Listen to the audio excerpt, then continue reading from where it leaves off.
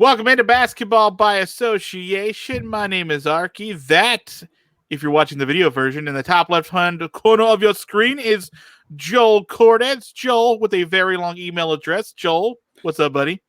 I'm doing well, and I'm enjoying your avatar today, where we don't get to see the famous Arky Shea grill, but a New York Knicks logo is actually not an embarrassment these days. It's not. I'm You're man right. enough to say it. I can eat crow. You know, we've bashed the Knicks for long enough. It's halfway respectable. They have the number one defense in the league, Arky Shea.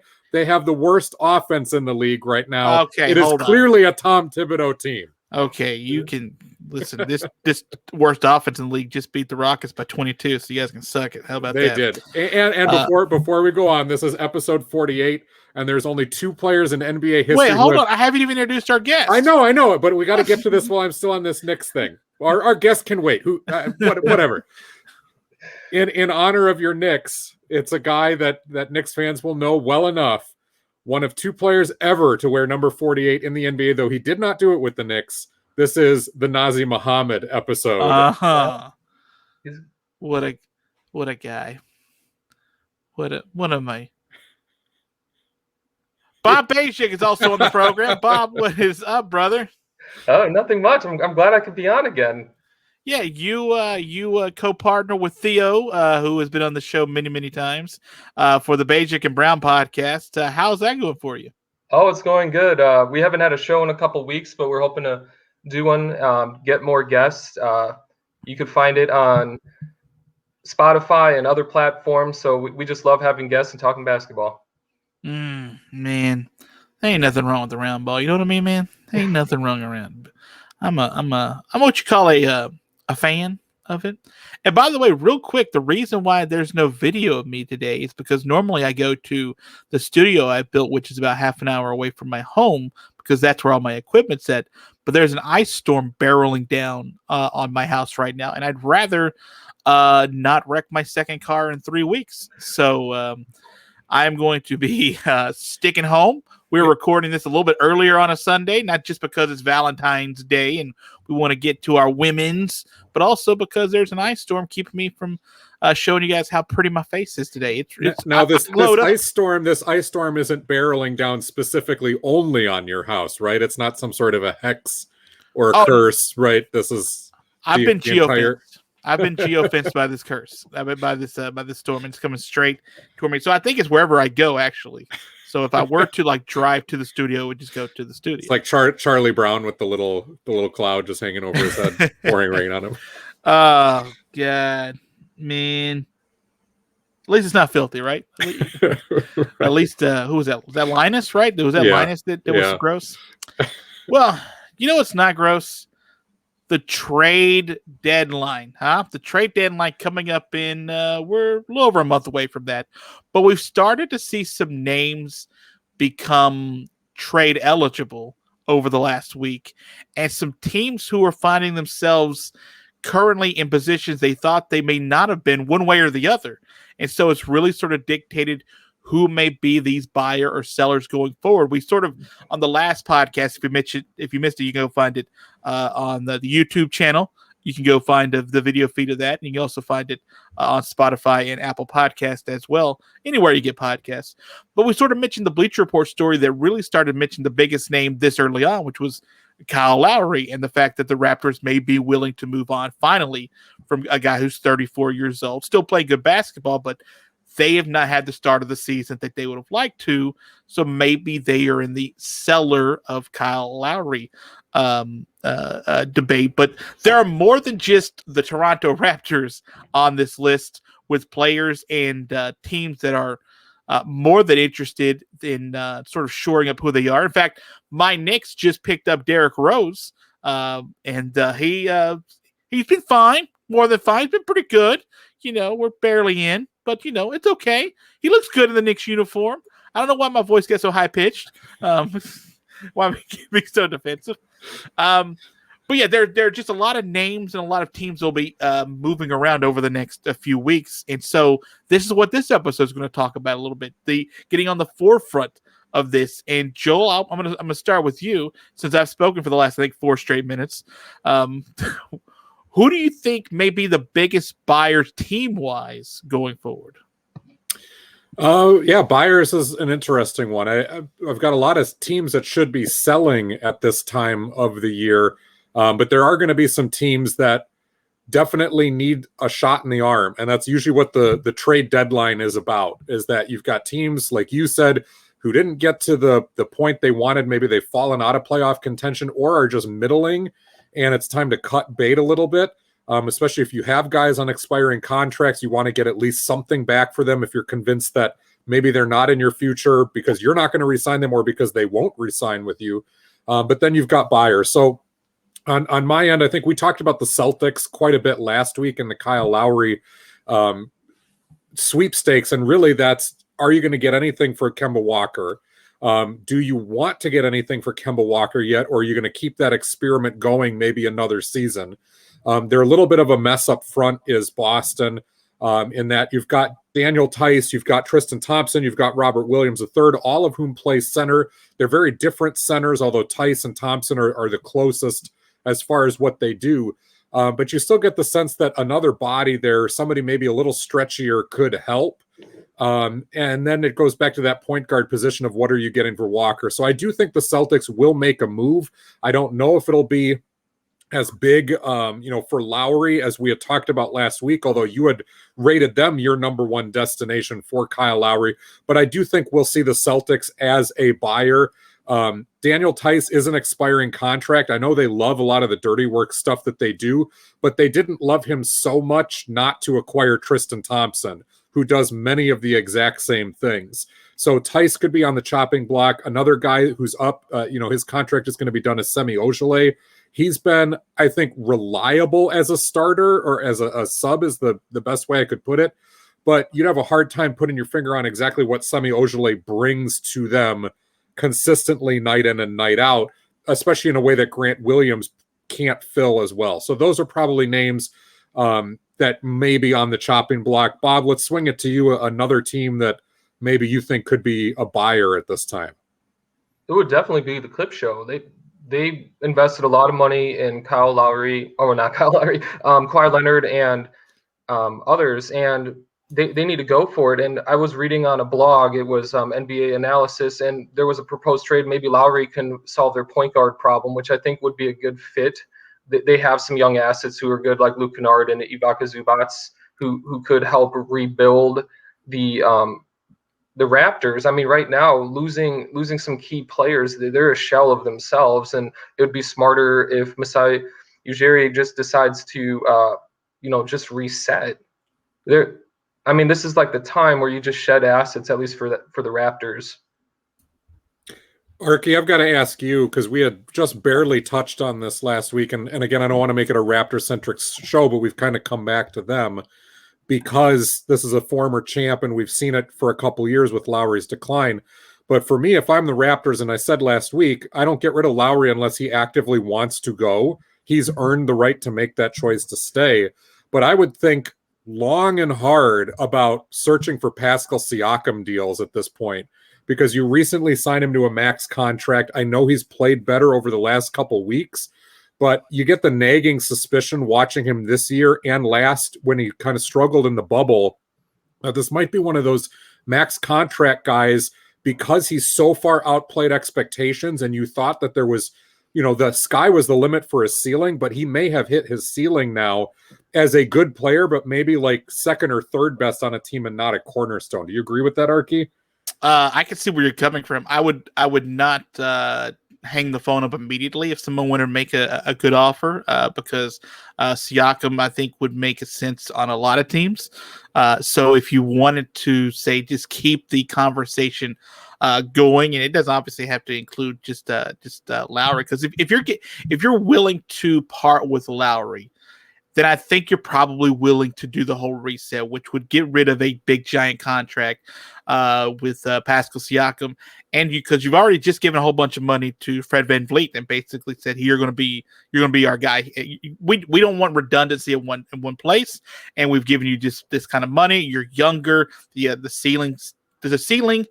is the roof in this case, and you still have lots and lots of future ahead, as opposed to Kyle Lowry, who's 34, the last year of a contract. I think if you're willing to get rid of Kyle Lowry, you're willing to do the whole reset.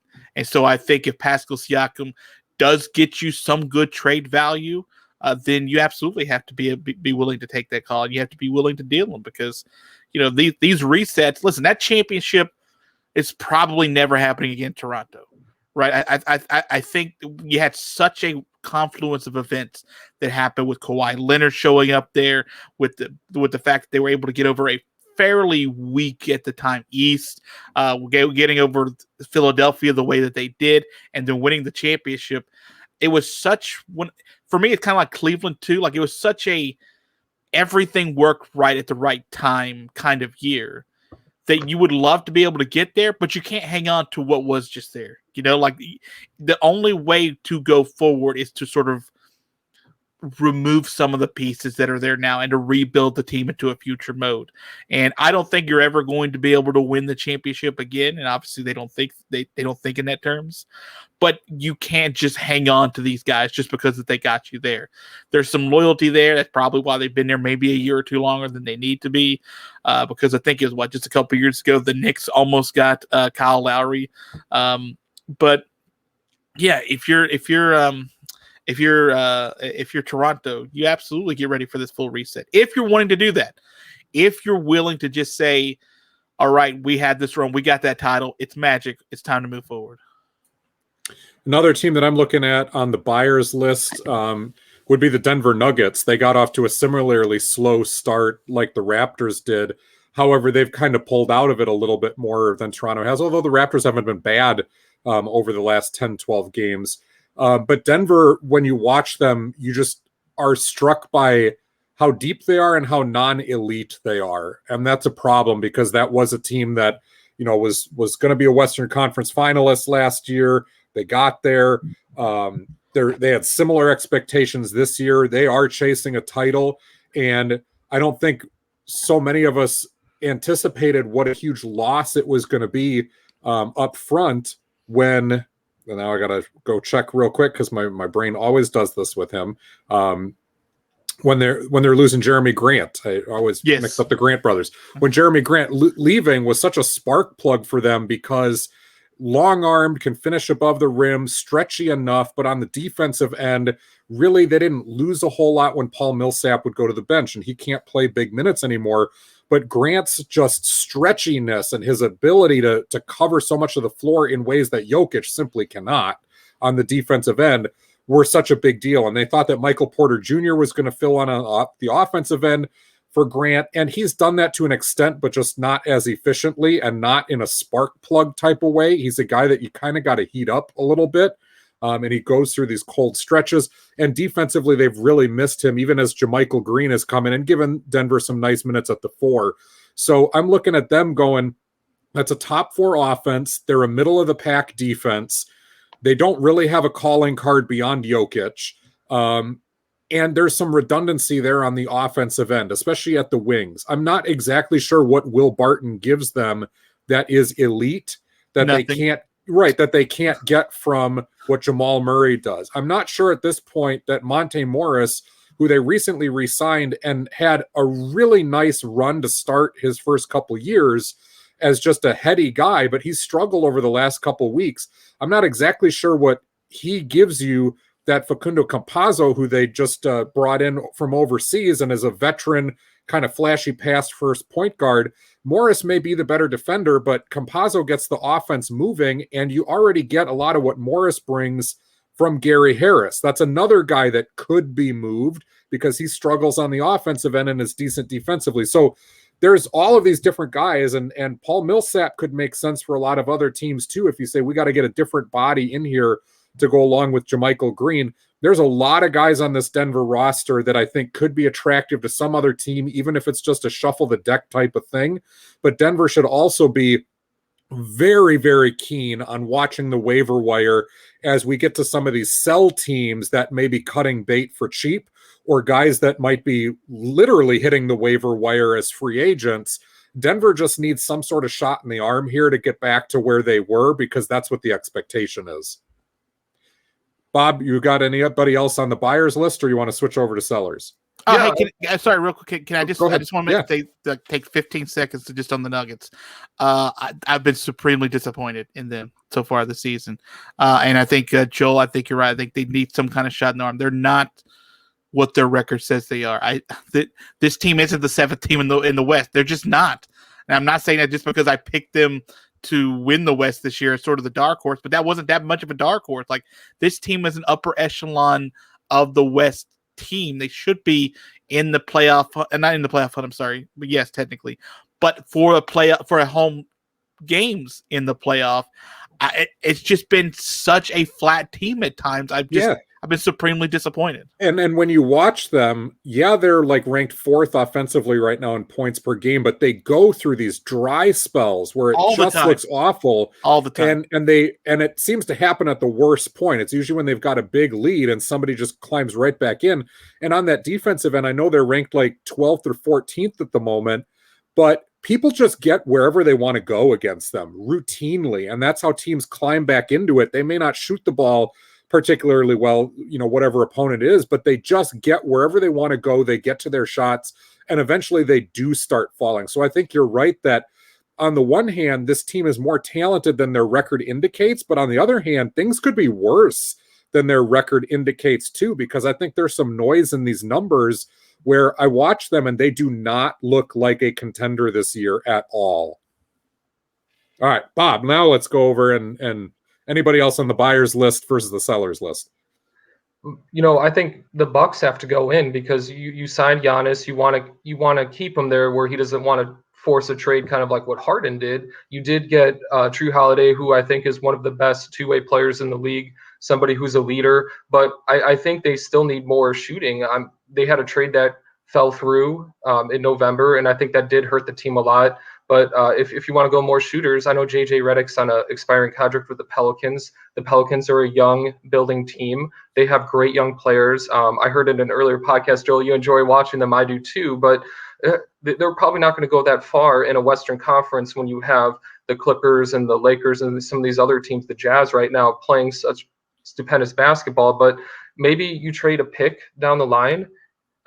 If they're going to have such a high record this year, the first round pick that they have this year is not going to be that valuable, but it's possible maybe he could be a buyout candidate, though. If they're really not going to get anything, the Pelicans might just keep him. I don't disagree with that idea in that the Bucks are one of those classic contending teams that should be looking for buy cheap veterans to kind of plug in there and just have that as an option off the bench. As far as the shooting goes, I mean, the Bucks right now are the number 1 ranked offense in the NBA, and they're 2nd in 3-point percentage. So I think, I would almost be looking at the other end too, because Milwaukee is 19th in defense as far as points given up. So I think the shooting is there, but you're right. In today's NBA, you can never have enough of it. I think the defense may start to shore up a little bit more now that Torrey Craig is healthy and being able to play a little bit more. They had to plug in some of their wing guys who are not great defenders. DiVincenzo can be streaky on that end. Bryn Forbes is not necessarily a defense first guy. But you're right. I mean, whether it's up front, whether it's in the backcourt, Milwaukee should be somebody that is on the lookout for help at least. I've got one other one, and we had mentioned them too last week, but actually, let's move just quickly past them. The Miami Heat, they need to do something. They got to reshuffle the deck. We talked about them quite a bit last week. Go to listen to that episode if you want to hear more about who should be up and why. But Miami, clearly, I mean, they made the NBA Finals. They're not even a playoff team right now. The other one I want to focus on is the Dallas Mavericks. I think absolutely have to be a buyer. They've got to make the playoffs this year. Kristaps Porzingis is playing.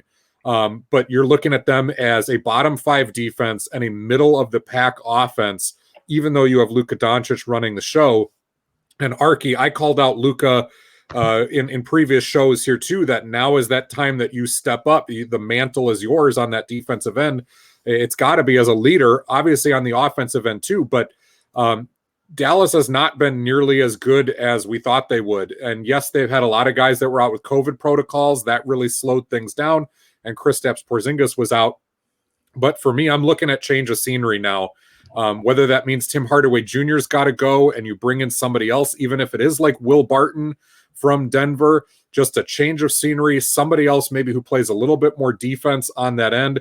I think Josh Richardson is still safe because he just got there. But maybe Dwight Powell is another name that you're looking to move, even though it's a nice story that he's back from injury and giving productive minutes. But they cannot miss the playoffs when you've got Luka doing what he's doing. And with the rest of the talent that's on that roster, it just can't happen, Arky. No, and you've got like 6 players averaging double-digit points in that, and like obviously Luka's way up there. It's like nearly 30 points a game. Kristaps coming in. I think he missed like the first dozen or so games, and he's still averaging over 20 since he's been in. I think Tim Hardaway Jr. is the third leading scorer on that team, if I'm not mistaken. I think he's been obviously a strong contributor for them, but do you think a change of scenery would just be enough for not necessarily Tim Hardaway Jr., but for Dallas just to get some fresh blood in that could help them? I know you don't want to this team based on the momentum from last year and how top heavy this roster is as far as talent. You can't miss the playoffs, but do you think it could be as simple as getting just like a Hardaway Jr. out of the equation and just getting a little bit more defense? It might, or I think you've got to pick where things are going to lie. I mean, Dorian Finney-Smith is another guy who does some nice things for them defensively and has been improved as a shooter. He is helpful as a backdoor cutter at times, and certainly having Luka throw you passes is going to make you look good. Maxi Kleba is a guy that they really like because he's kind of your prototype stretch 5, but he's not really elite as a defender or as a shooter. He's just above average slightly in those regards. So those are all guys who are valuable. They're all guys that Dallas kind of, found off the reclamation heap. When they got Tim Hardaway Jr., he was coming from New York and Atlanta prior to that. He's put up points his entire career, but that's the only thing he does. It's literally only that shooting.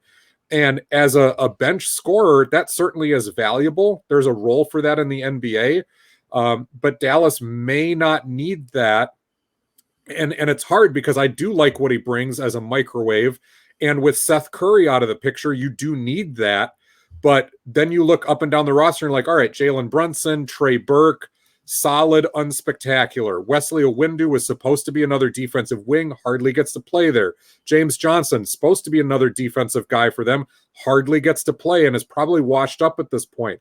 You've got Maxi Kleba, Willie Cauley-Stein, Dwight Powell, and Boban Marjanovic all at that center spot, and Kristaps Porzingis playing the 4. Something seems wrong about all that. That's too many bigs out of that mix too. So there's some leeway. You can talk yourself, I think, in or out of moving Tim Hardaway, but there's a lot of other players that solid but unspectacular is not getting it done right now in Dallas.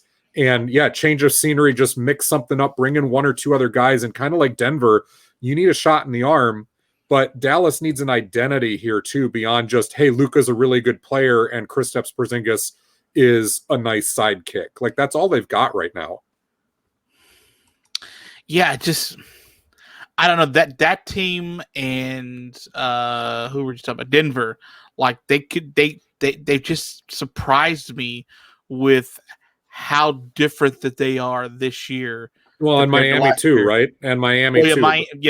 If you give me the triumvirate of teams that really disappointed me coming into this year, it would be in no particular order. Actually, yes, a particular order. Denver, since I picked them to win the West. Probably Miami, since they were, super good in the finals last year. And, of course, superstar Leighton Dallas, when you thought Kristaps coming back would just be humongous for this team, and it just hasn't been sort of that case, Bob. I hate it. Bob, I hate it. Bob, I hate it. There's your segue, Bob. Well, I mean, it's surprising because, I mean, they have really good young pieces for the Heat, for example, and I'm a big Precious Achiuwa fan. He's somebody I think is going to fit well in that culture. Kendrick Nunn is healthy right now, but something's not adding up. Now, Theus and I love Jay Crowder. We think he's a very underrated player, so that might have been a mistake not signing him up. And I love Andre Iguodala, probably the biggest fan there is, but he's a shell of himself right now. And Unfortunately, it's just because he's a great defender and he had all those long runs. I think there's a lot of wear and tear on him. So they're kind of stuck right now. The Nuggets, I'm just getting back to it. You guys were talking more. I was very surprised. I guess you guys were too, when Jeremy Grant, who I thought was one of the more underrated players of the league, they wanted to not give him money, but then they gave Paul Millsap, who's like half basketball dead right now, more money somehow. I've never seen somebody as overvalued. Maybe kind of like Al Horford too, but that's another story. I just think they made some bad roster moves there. That's part of it. Yeah, and Millsap was probably a reward for everything that he had done as far as being a leader, and he can still give you some productive minutes, but the problem is those productive minutes keep going down and down and down every single year due to age. So Dallas and Miami especially are two teams that really got hit hard by COVID protocols, so there is a little bit of a built-in excuse there. Denver was missing Michael Porter Jr. for a long portion of the season.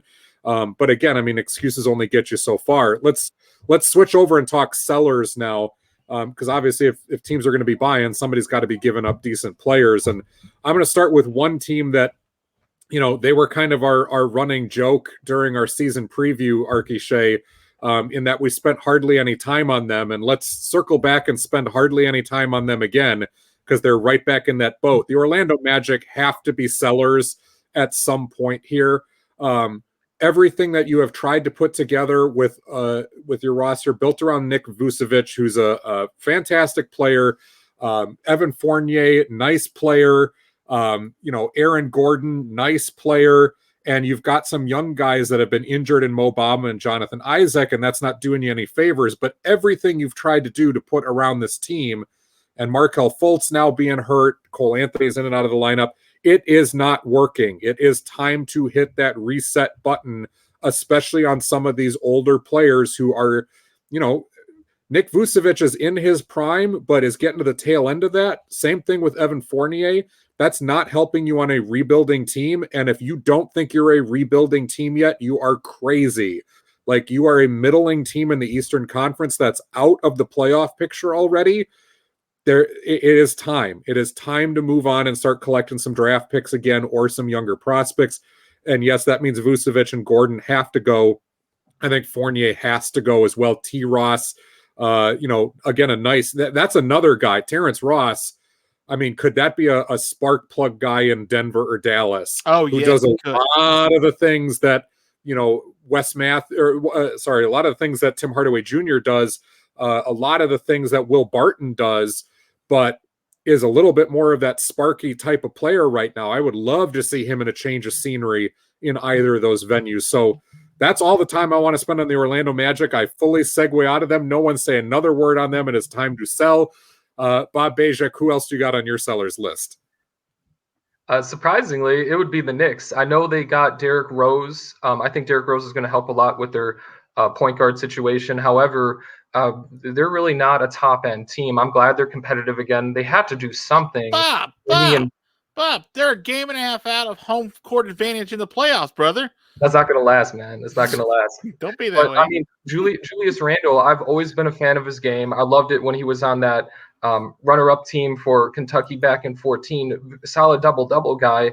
I just think he's playing out of his mind, but it's not going to continue. He kind of has a role because there wasn't a point guard for a while. That's why he was doing so much passing. But, I mean, the future of your team is going to be R.J. Barrett, Obi Toppin, unless they decide to trade him, Mitchell Robinson, Emmanuel Quickly.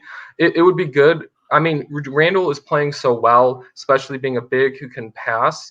There's a lot of teams in this league who could use that, and you could get more draft picks to continue building. I don't think it's going to happen, but that's what should happen. Bob, you're being a negative Nancy on this team. You understand that, right? A negative Nancy. A little bit. I mean, yeah. They don't have any scoring. It's what Joel said, a Tom Thibodeau team where you're just going to be grindy and play hard. I mean, he saw it on the T-Wolves. I saw on the Bulls. You're going to see it. You're going to like it, and then it's going to implode because he doesn't have any people skills, and he doesn't try to do modern offense. So it's going to just collapse on itself in a year or two. Is 104 points not enough for you in a game? Huh? No, you got to score 130, 140 now. You know that. Good point. That's a fair point. Arky, I'm very surprised, that Bob picked the Knicks too. But at the same time, you and I have had that conversation about Julius Randle early on in the season about, is this a sell high moment for them? But I mean, truly, Knicks fans have been waiting so long to see relevance again. The Knicks are relevant. They're in the playoff hunt. I don't know that you can, if you're the Knicks after all this waiting. I don't know if you can trade your best player. If you can trade your best player when you're finally in relevance. And you're right. I think, Bob, there is some wisdom in that longer term picture, but Arky, I just don't know if you can do that right now. Yeah, that's the point. Bob's got the ultimate keep building the Knicks franchise strategy down. Like Julius Randle probably is a guy that you want to look at, see if someone wants to give you something stupid for him this year. Maybe you can get yourself a decent first round pick or another good starter for you. Maybe someone's willing to sort of go in on him because I agree. I think the future is Emmanuel Quickly. I think it's RJ Barrett. I think this team is stack's not the right word. Built well for the future. I think is for me a fair assumption, but Joel, the point is, the Knicks haven't been here in forever. Like, do you just take the rug out from under them if you just get rid of a dude who's averaging a double-double? Like, spent like the first half of the season doing a triple-double? Like, do you just punch your fans in the testicles like that? Like, that's not cool. Like, no, I know this is a Manscaped segue somewhere deep down in here, but as long as they're shaven testicles, right? No, it's true. I don't think you can do that either. And I do think that Julius Randle has proven enough this year and in other years where he has stuffed the stat sheet that buyers are going to have a pretty good idea of who he is at this point, for better or worse. And most of it is better. So even if they come out next year and they struggle a little bit, and Tom Thibodeau teams are ticking time bombs. That's a lot of alliteration there for you, but they are. And especially at this point in his career, although I have seen minor improvement in that he's playing 10 or 11 guys most nights and not 8, but it scares the crap out of me that he went back to bringing in Taj Gibson and Derrick Rose again. I'm waiting for Joakim Noah and Luol Deng to be brought out of retirement. I'm sure Kirk Heinrich is on a golf course somewhere just waiting for a call. Like, those things scare me. But even if the bottom falls out and Julius Randle is not playing as well next year, I don't think his value really has gone down all that much. And you've got a chance to be able to move him. I agree with you, Arky. I don't think you can do that to Knicks fans at this point. Yeah, and it does kind of hurt that there are no fans in the stands to sort of get there to yell that at you every single night. But, I mean, we're here on this podcast yelling at you. And you're right. The Knicks have like 10 guys averaging right at 20 points. Maybe Tom Thibodeau has learned a little bit to sort of, make this team for what it is last longer and not be the you got 3 years and you're probably getting less than that and you're going to be in a disaster mode if you're New York. But they're set up okay. I mean, I think they're set up okay. And like if the Knicks traded Julius Randle and didn't get LeBron back, then I'm going to be mad. Leon Rose seems like a smart enough guy that hopefully he drew a line in the sand when they were interviewing Tom Thibodeau, that said, if you play 8 guys again for more than 4 games in a row, you're getting fired on the spot. I'm hoping that was kind of like built into the bylaws of his contract somehow. Right. But that part at least seems like it's changed. Let me then tell you how you can keep those shaven testicles that the Knicks are going to get punched in, by the way, if they trade Julius Randle. You can do it by going to manscaped.com. Manscaped has the Lawnmower 3.0, and it is, without a doubt, the best combination of manliness and technology that makes sure your balls do not get those dreaded Tom Thibodeau nicks on them. That's what you don't want. You can avoid that beyond just Valentine's Day by doing a very cool promo code. Thanks to our network partners with the Brawl Network. If you go to manscaped.com and just go buy yourself anything, just go get yourself something nice. And if you put the promo code in BRAWL, BRAWL, you get 20% off and they'll ship it to you on their dime. So manscaped.com, promo code BRAWL to get yourself into the playoffs, baby. One team that will absolutely not be making the playoffs, who is also on the sellers list, is the Washington Wizards. What? Yeah. We know that's not happening. You took that gamble and you were able to rid yourself of John Wall's contract, which good on you for doing. Good on you for shuffling the deck a little bit and to see if the Russell Westbrook Bradley Beal combo could work.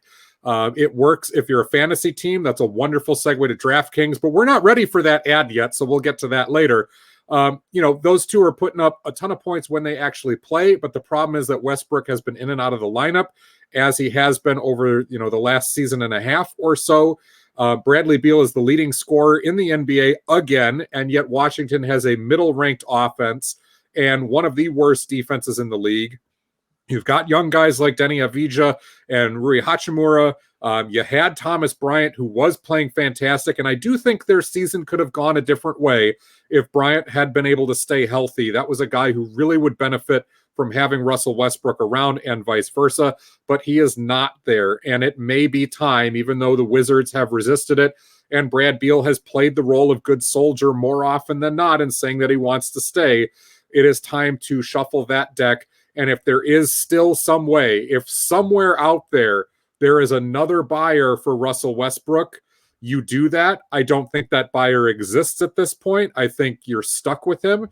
I will say this for Russ, as inefficient as he is and as much of a headache as he may be, he still plays his butt off every single time he's on the floor. And he has been a reasonably good teammate and a reasonable good leader by all accounts in Washington. That's not a bad veteran guy to have around, even though I think losing will take a toll and some of that frustration may set in with him. But Brad Beal is the guy. If you're Washington, you got to move him at this point. Bob Bajek, agree or disagree?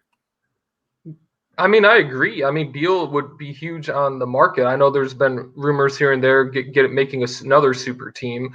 I can see that. If you're putting up 30, 35 points, I mean, he's a very good passer, 5 or 6 assists a game.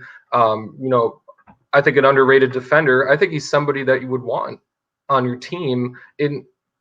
That's one of the avenues for the Wizards to get better. I mean, they do have Russ. I'm a huge Russ fan. You guys probably remember before COVID hit, I think about 6-7 weeks, he played out of his mind. That's where he was back in 15, 16, 17 when he was ruling the league. But that ship is unfortunately sailed just due to injury, or I think he had COVID as well. I think this stuff is affecting him.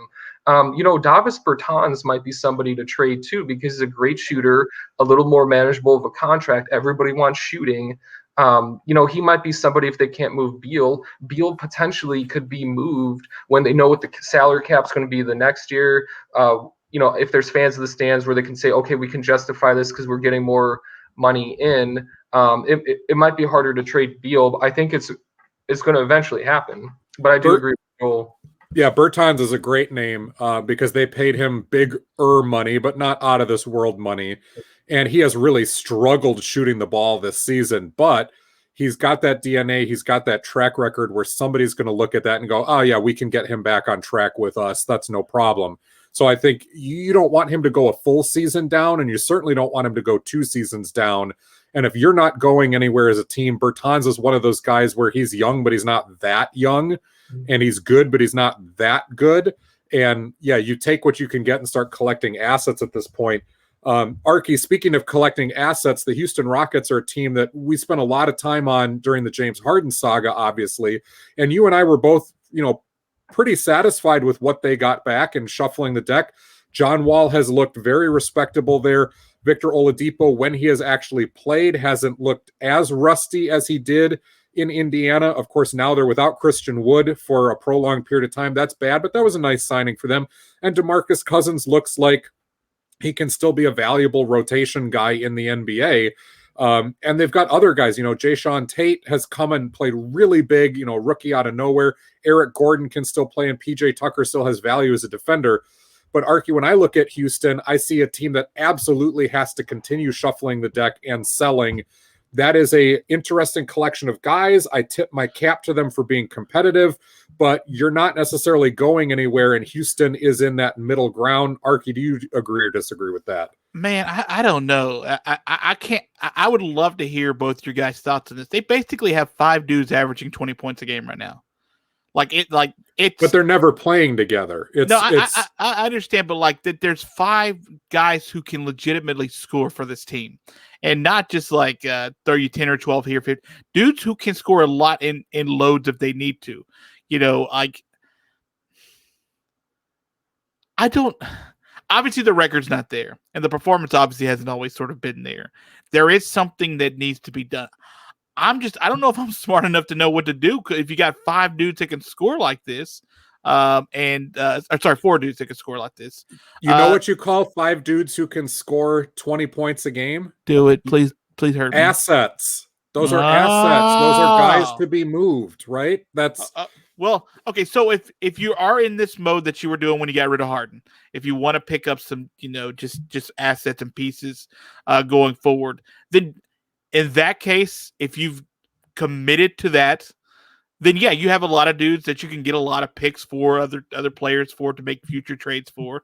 Like, you can't continue just to sort of just wipe this lineup clean of anything that stunk on it from the last couple of years, and even this year too, just to give yourself and a brand new head coach, a brand new GM, just as much flexibility to do with things in this offseason as possible and going forward for the next 5, 7, 8 years. You can't tell me that like Denver or the Lakers or the Bucks wouldn't love to have PJ Tucker added to their forward mix, right? Or that Eric Gordon going to Dallas and replacing Tim Hardaway Jr. right now, that those teams wouldn't, sign that check as soon as they can, because there's a lot riding on their season. Like, there are these interesting pieces, and DeMarcus Cousins, like, okay, he's proven he can be a nice backup big.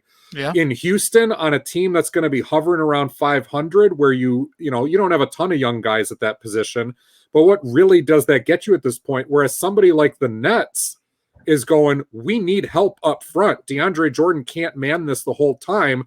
Yeah, DeMarcus Cousins makes some sense here for us. Okay. Like, there are going to be teams out there that want that. So Brooklyn calls Houston again, says, what else do you want? We want DeMarcus Cousins. What else? Already own us for the next 3 decades, but can we change this back-to-back years and draft picks rule? I mean, we could try that. I mean, it's going to be teams like that looking at what Houston has. Even a guy like Ben McLemore, who is really a replacement level player, but teams that are struggling with injury or need another wing in the mix, somebody like Indiana, they may need a replacement level wing, and Ben McLemore has shown that he can be that. So Houston does feel like a team where, yeah, if they don't blow things up, Arky, they will still probably keep competing, and they'll get that tip of the cap from us, and they'll probably just miss the playoffs, or at least get into the play-in round, which would be a coup for them after having lost James Harden. But I think looking longer term, you got to be willing to make those deals. One other quick buyer on my list, or seller, I should say, would be the Cleveland Cavaliers. You've got Andre Drummond up front. That's an expiring contract. You bring in Jared Allen via trade. There's no way you want to keep Drummond as a max contract and have Jared Allen and have JaVale McGee. I think you're dangling both of those guys. Drummond has been difficult to trade over the years. We know Detroit tried it for a long time, but super valuable. He's another one that gets rumored to be interested, with the Nets, although how the Nets could possibly fit him under the cap, I have no idea. And certainly that would be a 1-year rental, but if they're going all in, that makes some sense. He's not a stretchy guy, but maybe you get a better price for Jared Allen on the trade market because he's younger and you wind up keeping Drummond. You've also got Kevin Love, who he's going to magically get healthy right before the trade deadline so they can showcase him. That's what they've done over the last season or two. And I guarantee you, if they don't find a buyer, he's going to magically get hurt again as soon as that trade deadline passes. But even JaVale McGee, that's another guy on the cheap that maybe a center-starved group like the Nets, they could be looking into as well. So they are definitely, another seller on my list. Anybody else you guys want to mention? I know we're short on time here and wrapping things up, but Bob Bajek, any other teams real quick on the seller list? Bulls.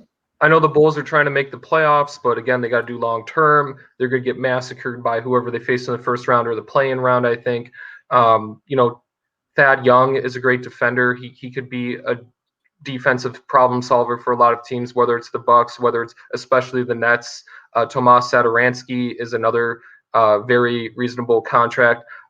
They're stuck with Otto Porter because he's too much money, always injured. Though maybe they'll just waive him because I don't think he's going to take a buyout, so they might just cut him potentially. So maybe a team could gamble on him on the cheap, but I do think the Bulls want to get more assets because they're not ready. I mean, I could see them maybe sneaking into 9 or 10, but then you got to win those 2 games to get in and then be a sacrificial lamb. So it depends what they want to do. I think they want to build. Make sure your fantasy basketball team is ready. Make sure you're ready to be a buyer and or seller. Make those right moves. Go to sportsbook.draftkings.com because not only do you get the fun of being that, virtual GM and all that good stuff, but you get a deposit bonus up to $1,000 when you download the app to start betting. And they've got that $1 million prize thing that's been out there for a while. And they'll give you that first contest entry for free when you sign up as a new user. So we love DraftKings. You go to sportsbook.draftkings.com and get your team going, be a buyer and seller. Arky, as we are on the way out here, anybody else on your sellers list, or did we cover our bases? I think we're as thorough of a podcast on buyers and sellers at this point as we could possibly be, especially since you basically just told Brooklyn to sell their franchise to Houston over the last several weeks. I'm sure Houston needs a new copy machine or something like that, and Brooklyn can get a nice deal on that, or I miss deals a used Toyota. I miss deals that were done like that, like when guys could get traded for like buckets of balls and a rack of balls and maybe a couple of new goals for the practice facility. I miss those. Right. I miss them. All right, that's going to do it for us. Bob Bajek, thank you so much for your time. The podcast is Bajek and Brown. You can find it on Spotify and on Apple Podcasts and just about anywhere you get podcasts. Is that correct, Bob? It is. Subscribe, download, leave reviews, many stars. I think you can leave as many as 5. So go ahead and do 5. Yeah, go ahead and do 5 for Bob. Joel, that's it for us here on this program. Would you like to say goodbye to the people? Episode 48, the Nazi Muhammad episode is in the books. And if you're listening to us on the audio podcast, whether it be Spreaker, iTunes, Spotify, wherever you find it, and you want to see the video version, check us out, search Basketball by Association on YouTube, and you can get the video version. If you're on YouTube already watching us there and you don't want to see our faces anymore, or maybe you're at the gym and you're just you want to be plugged in, or you're running or something like that, you can't do video at the moment, check us out. You can get the audio version of the podcast on Spreaker, iTunes, Spotify, and all that good stuff. We are now a multimedia conglomerate empire of like 2 guys. So that's what we do. We're multiple. That's all that matters. Mm-hmm. All right, everyone, have yourself a beautiful rest of the day tomorrow and the day after, and then we'll be back for the next episode of this year pod dropping up on Wednesday evening. You ready to do that, Joel? Yeah, Arky, Shea, stay safe, stay warm, and don't leave your house because that ice storm is circling your head. I literally just saw where like there are bridges near my house that are already completely closed off with ice, so I'm staying in and I'm gonna see if I can build a fireplace. Nice. All right.